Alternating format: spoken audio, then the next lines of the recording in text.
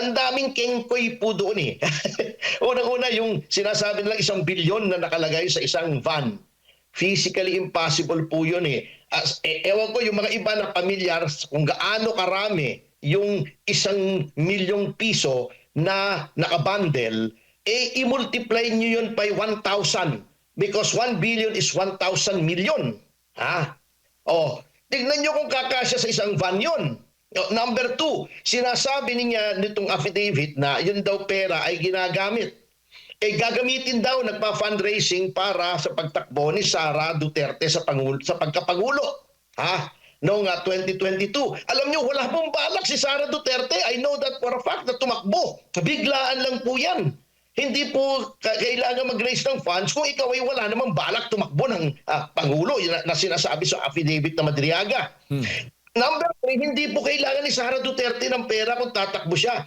Incumbent at the time ang kanyang ama. She has equity of the incumbent. Mabilis na makakuha ng pondo si Sara. Yung paglantad ho ba o paglalabas ng sworn statement o affidavit ni Ramil Madriaga, yung di umano'y bagman daw ni Vice President Sara Duterte ay lehitimo para po sa inyo. Anong masasabi po ninyo?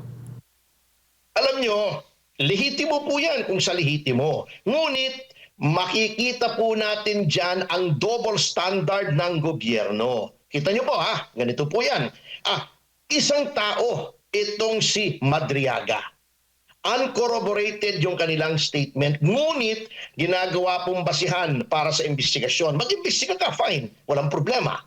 Okay? Ombudsman. Kahit nga anonymous, pwede sa ombudsman. Ngunit, yun pong mga testimonya na corroborated, ibig sabihin, hindi lang isang tao nagsasabi. Katulad nung kay Martin Romualdez.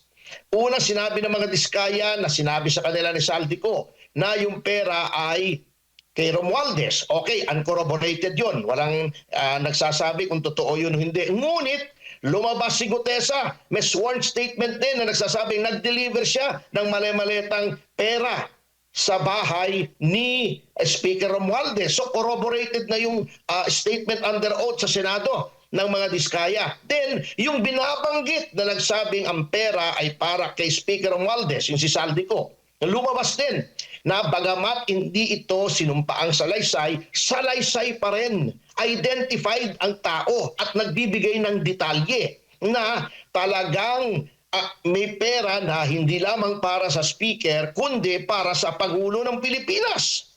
Yung nakaupo ngayon, si Ginoong Marcos, bakit ito? Corroborated, hindi iniimbestigahan. Bakit pag si VP Sara ang inaakusahan, mabilis ang investigasyon, maingay ang gobyerno? Opo, considering din na nakakulong po itong si Ramil Madriaga, attorney, yung kredibilidad po niya. Ano masasabi po ninyo? Opo, at alam niyo po, hindi lamang yan. Kita niyo, nagwi-witness tampering na itong mga tao sa gobyerno. Dinalaw na siya ni ngayon ay Congresswoman Laila De Lima. Alam nyo, hindi ko maintindihan dito kay Laila De Lima kung bakit napakahilig sa mga bilanggo eh. Eto dati may Jonel, ngayon naman Ramil naman. Ramil. Opo, yung huli na lang attorney, bukod diyan kay Ramil Madriaga kasi may mga plunder complaint pang inihain dyan po sa ombudsman laban kay VP Sara Duterte. Ano naman po yung masasabi po ninyo doon sa mga grupong nagsampa na yan? Alam niyo, nakakatawa yung mga grupong yan eh. Pero wag na nating puntahan yung karakter ng mga grupo. Mga kengkoy po talaga yan. Isang paring dating adik, isang pare si Robert Reyes na alam niyo po si Robert Reyes, kilala ko po yan, nakasama ko rin yan sa VACC.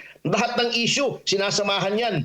Publicity hound yan eh. Gustong-gusto niya nakikita sa television yung pagmumukha niya. Anyway, wag na tayong pumunta sa karakter, sa allegation na lang. Ang daming kengkoy po doon eh. Unang-una yung sinasabi nilang 1 bilyon na nakalagay sa isang van. Physically impossible po yun eh. Ewan ko yung mga iba na pamilyar kung gaano karami yung 1 milyong piso na nakabundle, i-multiply nyo yun by 1,000 because 1 billion is 1,000 million. Tignan nyo kung kakasya sa isang van yun.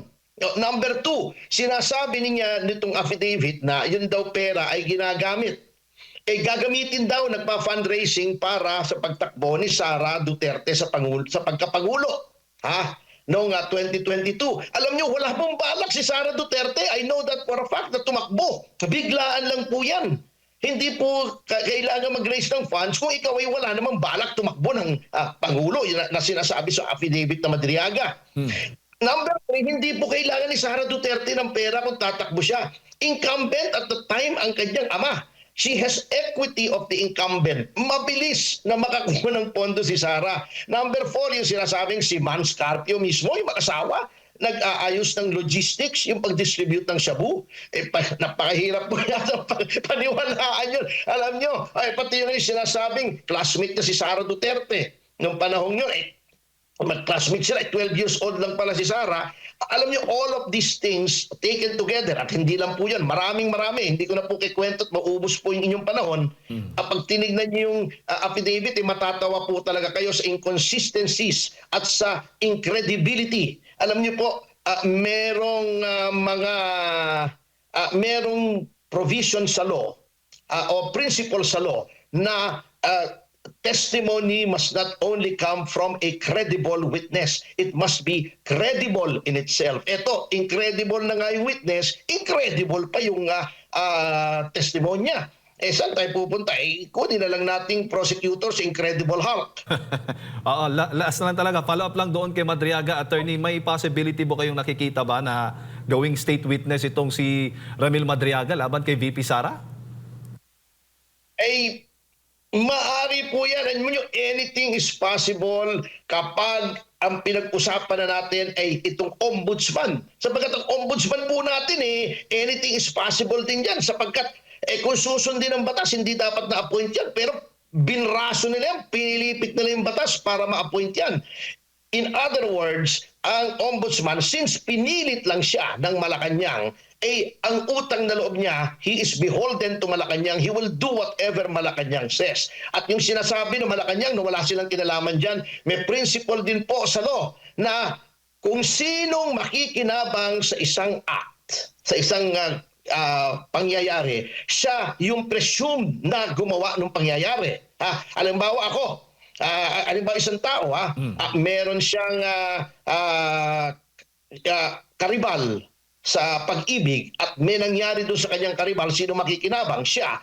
May presumption na siya ang gumawa. Ganito rin po, sino ba makikinabang kapag na-disqualify, na-prosecute, na-impeach si Pangalawang Pangulong Sara Duterte? Siyempre, yung tao na papalit sa kasalukuyang presidente sapagkat natatakot na po itong administrasyon na kapag ang pumalit po kay Pangulong Marcos ay hindi nila kontrolado, ay katakot-takot na pagpapaliwanag sila sa hukuman sapagkat napakarami po nilang krimen ginawa dito sa kasalukuyang administrasyon. Patong-patong po yan. Alright. Attorney, siguro huling mensahe po ninyo, Christmas message po ninyo sa ating mga kababayan. Malapit na po yung Pasko. Tayo po ay manalangin mga kasama. Sapagkat alam nyo, ayaw po natin ng gulo. Gusto natin magpalit ng administrasyon. Ngunit sa pamamaraan na within the Constitution, kung hindi naman po magre-resign si Pangulong Marcos, daan nila rin po natin sa panalangin na ito ay umayos. Lalong-lalo na po, may I respectfully recommend, Sir MJ, Sir Admar, yung Salmo 109.